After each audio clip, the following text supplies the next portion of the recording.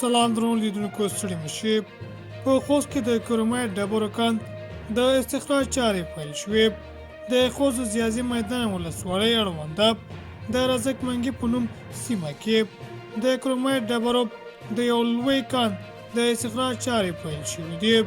د خوست کانونو رئیس صادق جان وایي د دغه کان د استخراج چارې به په 5 کلونو کې پای ته ورسیږي چې په اوسط ډول به په هر کال کې 2280 ټنه ډبره استخراج شي چې د 5 کلونو په جریان کې به شاوخوا 11,300 ټنه کرومایټ استخراج شي.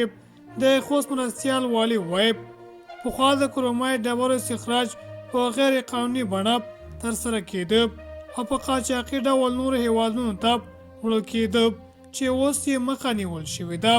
نوموړې همدارا زیاته کړې چې د دغه کان له استخراج وروسته به اړتیا ته په کتو کرومایټ په هیواد ته نه مصرفیږي او پاتې اضافي برخه به یې نورو هیوادونو ته صادریږي.